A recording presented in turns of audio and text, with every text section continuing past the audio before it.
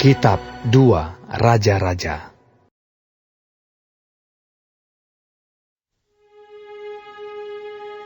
Pada suatu hari, berkatalah rombongan Nabi kepada Elisa, "Cobalah lihat, tempat tinggal kami di dekatmu ini adalah terlalu sesak bagi kami.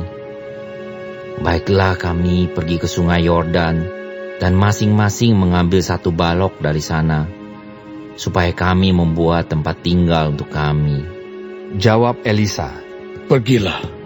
Lalu berkatalah seorang, "Silakan, ikutlah dengan hamba-hambamu ini." Jawabnya, "Baik, aku akan ikut." Maka ikutlah ia dengan mereka. Setelah mereka sampai di sungai Yordan, mereka pun menebang pohon-pohon. Dan terjadilah, ketika seorang sedang menumbangkan sebatang pohon, jatuhlah mata kapaknya ke dalam air. Lalu berteriak-teriaklah ia, "Wahai Tuanku, itu barang pinjaman." Tetapi berkatalah abdi Allah, "Kemana jatuhnya?" Lalu orang itu menunjukkan tempat itu kepadanya.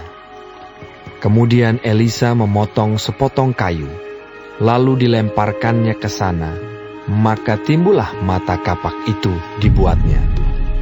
Lalu katanya, "Ambillah."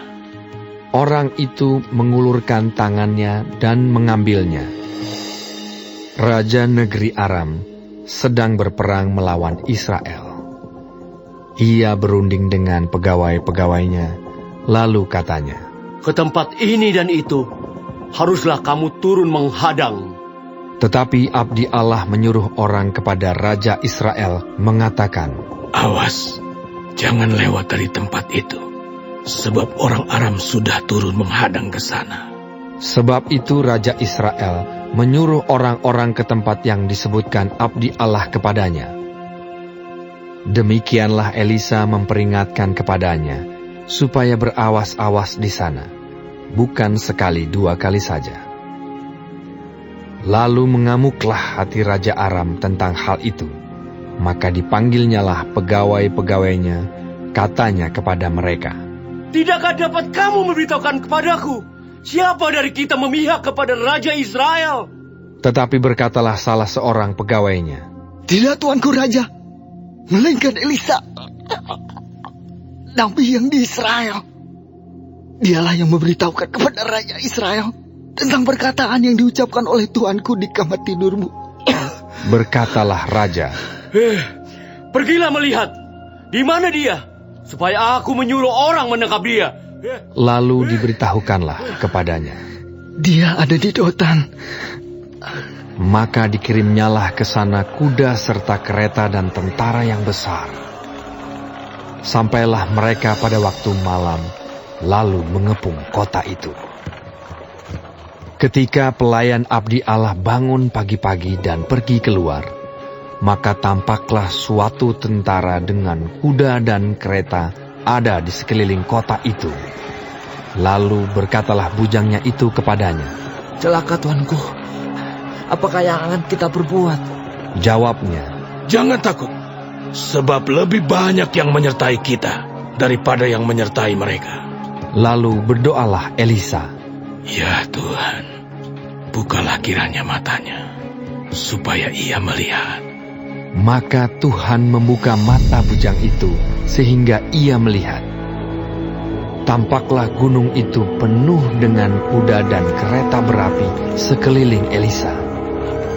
Ketika orang-orang Aram itu turun mendatangi dia, berdoalah Elisa kepada Tuhan, "Butakanlah kiranya mata orang-orang ini." Maka dibutakannyalah mata mereka sesuai dengan doa Elisa. Kemudian berkatalah Elisa kepada mereka, "Bukan ini jalannya, dan bukan ini kotanya. Ikutlah aku, maka aku akan mengantarkan kamu kepada orang yang kamu cari." Lalu diantarkannya mereka ke Samaria. Segera sesudah mereka sampai ke Samaria, berkatalah Elisa, "Ya Tuhan, bukalah mata orang-orang ini, supaya mereka melihat." Lalu Tuhan membuka mata mereka, sehingga mereka melihat dan heran, Mereka ada di tengah-tengah Samaria. Lalu bertanyalah Raja Israel kepada Elisa, tatkala melihat mereka. Kebunuhkah mereka, Bapak? Tetapi jawabnya, Jangan. Biasakah kau bunuh yang kau tawan dengan pedangmu dan dengan panahmu?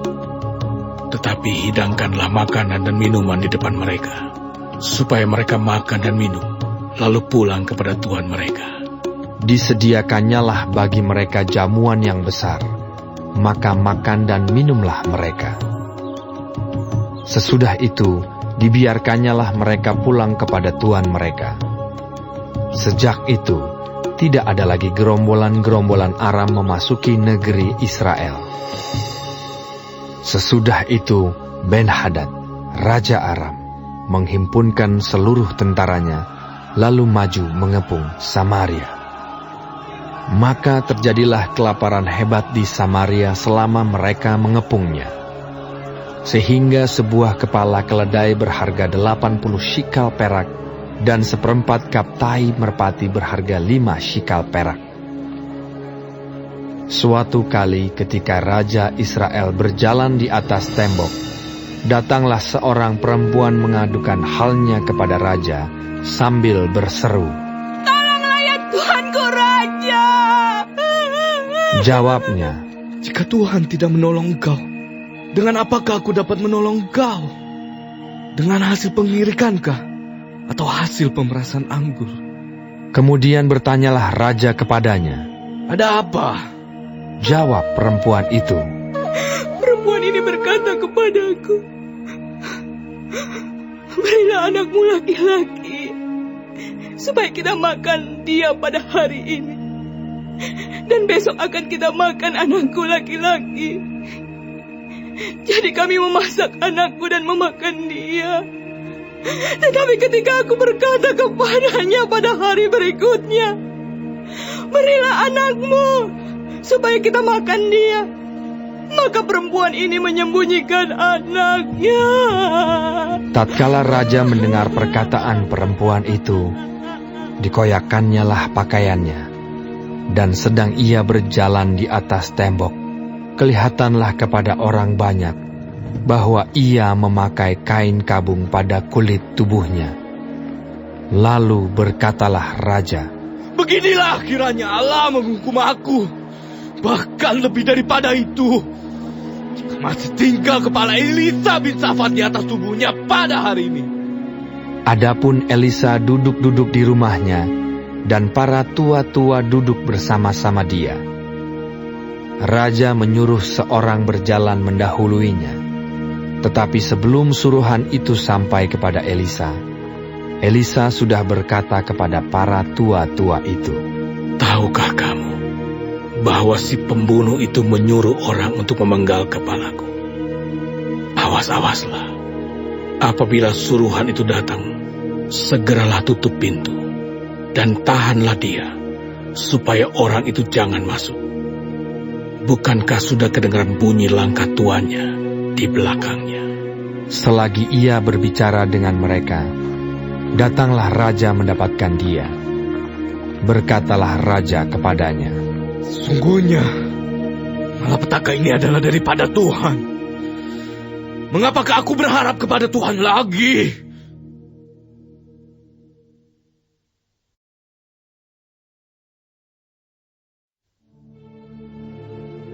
Lalu berkatalah Elisa, Dengarlah firman Tuhan. Beginilah firman Tuhan. Besok, kira-kira waktu ini, sesukat tepung yang terbaik akan berharga sesikal, dan 2 sukat jelai akan berharga sesikal di pintu gerbang Samaria. tetapi perwira yang menjadi ajudan Raja menjawab abdi Allah, katanya, Sekalipun Tuhan membuat tingkap-tingkap di langit, masakan hal itu mungkin terjadi? Jawab abdi Allah, Sesungguhnya, engkau akan melihatnya dengan matamu sendiri, tetapi tidak akan makan apa-apa daripadanya. 4 orang yang sakit kusta ada di depan pintu gerbang. Berkatalah yang seorang kepada yang lain, Mengapakah kita duduk-duduk di sini sampai mati? Jika kita berkata, baiklah kita masuk ke kota, Padahal dalam kota ada kelaparan. Kita akan mati di sana. Dan jika kita tinggal di sini, kita akan mati juga. Jadi sekarang, marilah kita menyeberang ke perkemahan tentara Aram. Jika mereka membiarkan kita hidup, kita akan hidup. Dan jika mereka mematikan kita akan mati. Lalu pada waktu senja bangkitlah mereka masuk ke tempat perkemahan orang Aram. Tetapi ketika mereka sampai ke pinggir tempat perkemahan orang Aram itu, tampaklah tidak ada orang di sana. Sebab Tuhan telah membuat tentara Aram itu mendengar bunyi kereta, bunyi kuda, bunyi tentara yang besar, sehingga berkatalah yang seorang kepada yang lain, "Sesungguhnya Raja Israel telah mengubah raja-raja orang Het dan raja-raja orang Misraim melawan kita, supaya mereka menyerang kita." Karena itu bangkitlah mereka melarikan diri pada waktu senja dengan meninggalkan kemah dan kuda dan keledai mereka serta tempat perkemahan itu dengan begitu saja. Mereka melarikan diri menyelamatkan nyawanya. Ketika orang-orang yang sakit kusta itu sampai ke pinggir tempat perkemahan, masuklah mereka ke dalam sebuah kemah, lalu makan dan minum.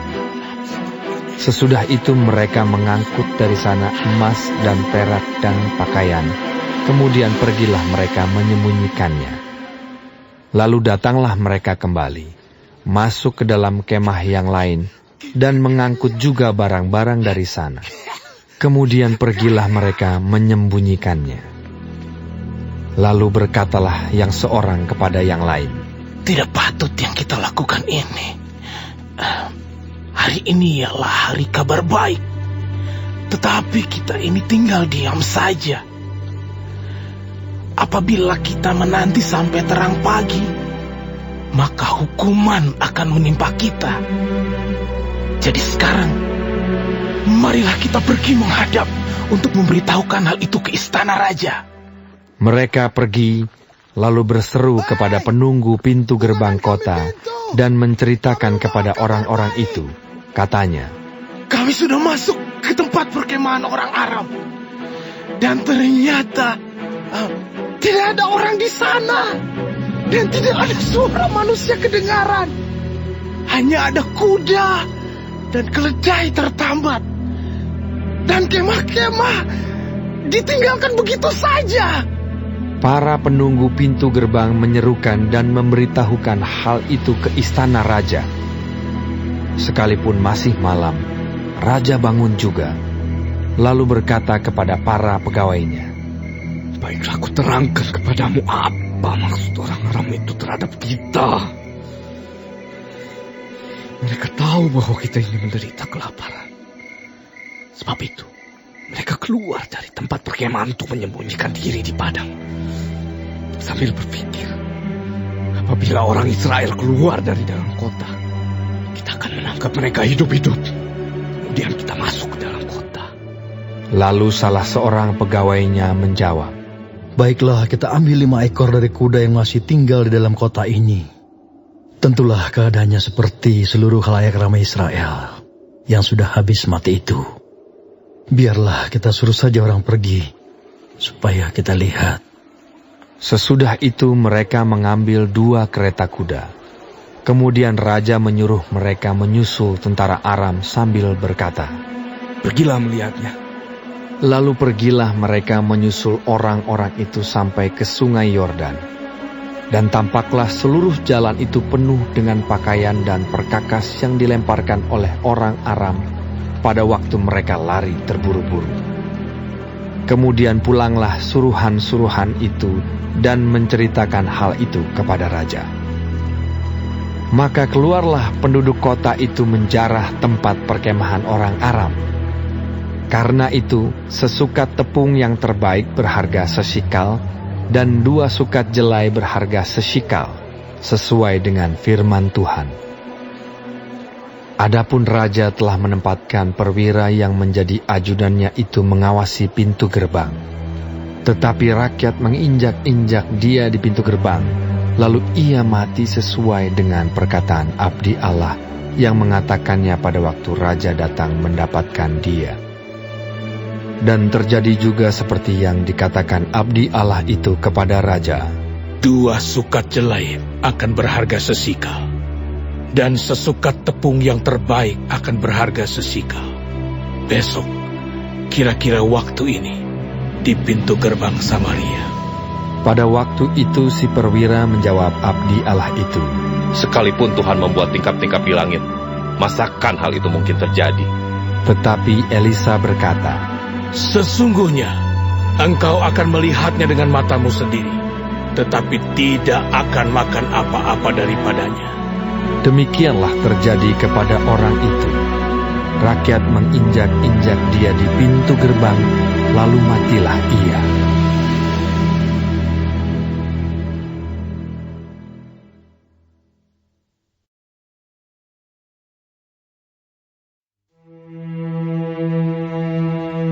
Elisa telah berbicara kepada perempuan yang anaknya dihidupkannya kembali.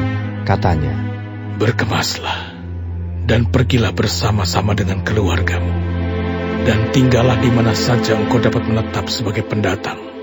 Sebab Tuhan telah mendatangkan kelaparan yang pasti menimpa negeri ini 7 tahun lamanya. Lalu berkemaslah perempuan itu, dan dilakukannya seperti perkataan abdi Allah itu. Ia pergi bersama-sama dengan keluarganya, lalu tinggal menetap sebagai pendatang di negeri orang Filistin 7 tahun lamanya. Dan setelah lewat ke-7 tahun itu, pulanglah perempuan itu dari negeri orang Filistin. Kemudian ia pergi mengadukan perihal rumahnya dan ladangnya kepada raja. Raja sedang berbicara kepada Gehazi, bujang abdi Allah itu. Katanya, Cobalah, ceritakan kepadaku tentang segala perbuatan besar yang dilakukan Elisa. Sedang ia menceritakan kepada raja tentang Elisa menghidupkan anak yang sudah mati itu, tampaklah perempuan yang anaknya dihidupkan itu datang mengadukan perihal rumahnya dan ladangnya kepada raja. Lalu berkatalah Gehazi, Ya Tuanku Raja, inilah perempuan itu, dan inilah anaknya yang dihidupkan Elisa. Lalu raja bertanya-tanya, dan perempuan itu menceritakan semuanya kepadanya. Kemudian raja menugaskan seorang pegawai istana menyertai perempuan itu dengan pesan, Pulangkanlah segala miliknya dan segala hasil ladang itu, sejak ia meninggalkan negeri ini sampai sekarang. Elisa masuk ke Damsyik, dan pada waktu itu Ben-Hadad, Raja Aram, sedang sakit. Ketika dikabarkan kepada raja, Sudah datang abdi Allah kemari. berkatalah ia kepada Hazael, Ambillah persembahan, pergilah menyongsong abdi Allah itu, dan mintalah petunjuk Tuhan dengan perantaraannya. Sembuhkah aku dari penyakit ini? Lalu pergilah Hazael menyongsong dia. Diambilnyalah persembahan berupa segala barang yang indah-indah dari Damsyik, sebanyak muatan 40 ekor unta. Sesudah sampai, tampillah ia ke depan Elisa dan berkata, Anakmu Ben-Hadad, Raja Aram, menyuruh aku menanyakan kepadamu, apakah aku akan sembuh dari penyakit ini? Jawab Elisa kepadanya, Pergilah, katakanlah kepadanya, pastilah engkau sembuh. Namun demikian, Tuhan telah memperlihatkan kepadaku bahwa ia pasti mati dibunuh. Elisa menatap dengan lama ke depan, lalu menangislah abdi Allah itu. Hazael berkata, Mengapa Tuanku menangis? Jawab Elisa, Sebab aku tahu bagaimana malapetaka yang akan kau lakukan kepada orang Israel. Kotanya yang berkubu akan kau campakkan ke dalam api. Terunanya akan kau bunuh dengan pedang.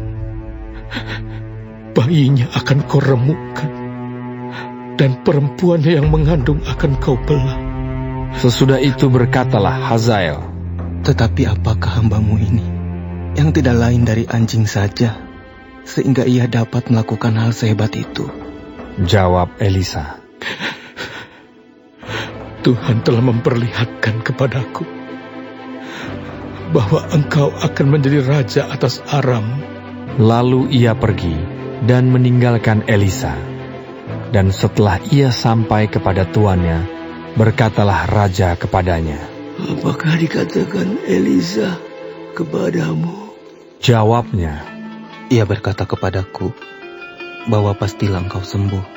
Tetapi keesokan harinya ia mengambil sehelai selimut yang telah dicelupkannya ke dalam air dan membentangkannya ke atas muka raja. Jadi matilah raja, dan Hazael menjadi raja menggantikan dia. Dalam tahun kelima zaman Yoram, anak Ahab raja Israel, pada waktu itu Yosafat adalah raja Yehuda. Yoram, anak Yosafat raja Yehuda, menjadi raja. Ia berumur 32 tahun pada waktu ia menjadi raja, dan 8 tahun lamanya ia memerintah di Yerusalem. Ia hidup menurut kelakuan raja-raja Israel seperti yang dilakukan keluarga Ahab, sebab yang menjadi istrinya adalah anak Ahab. Ia melakukan apa yang jahat di mata Tuhan. Namun demikian Tuhan tidak mau memusnahkan Yehuda oleh karena Daud, hambanya, sesuai dengan yang dijanjikannya kepada Daud, bahwa ia hendak memberikan keturunan kepadanya dan kepada anak-anaknya untuk selama-lamanya. Pada zamannya, memberontaklah Edom dan melepaskan diri dari kekuasaan Yehuda, dan mereka mengangkat seorang raja atas mereka sendiri. Maka majulah Yoram ke Zair bersama-sama dengan seluruh keretanya. Pada waktu malam bangunlah ia, lalu bersama-sama dengan para panglima pasukan kereta, ia menerobos barisan orang Edom yang mengepung dia, tetapi rakyatnya melarikan diri pulang ke kemahnya. Demikianlah Edom memberontak dan terlepas dari kekuasaan Yehuda sampai sekarang ini. Lalu Libna pun memberontak pada masa itu juga. Selebihnya dari riwayat Yoram dan segala yang dilakukannya, bukankah semuanya itu tertulis dalam kitab sejarah raja-raja Yehuda? Kemudian Yoram mendapat perhentian bersama-sama dengan nenek moyangnya, dan ia dikuburkan di samping nenek moyangnya di kota Daud. Maka Ahazia anaknya menjadi raja menggantikan dia. Dalam tahun ke-12 zaman Yoram, anak Ahab raja Israel, Ahazia, anak Yoram raja Yehuda, menjadi raja. Ia berumur 22 tahun pada waktu ia menjadi raja, dan setahun lamanya ia memerintah di Yerusalem. Nama ibunya ialah Atalia, cucu Omri, raja Israel. Ia hidup menurut kelakuan keluarga Ahab, dan ia melakukan apa yang jahat di mata Tuhan, sama seperti keluarga Ahab, sebab ia adalah seorang menantu dari keluarga itu. Ia pergi bersama-sama Yoram bin Ahab untuk berperang melawan Hazael, raja Aram di Ramot Gilead. Tetapi orang-orang Aram melukai Yoram. Kemudian pulanglah Raja Yoram ke Yisrael, supaya diobati luka-lukanya yang ditimbulkan orang Aram di Rama, pada waktu ia berperang melawan Hazael, Raja Aram. Dan Ahazia, anak Yoram Raja Yehuda, pergi menjenguk Yoram bin Ahab di Yisrael, karena dia sakit.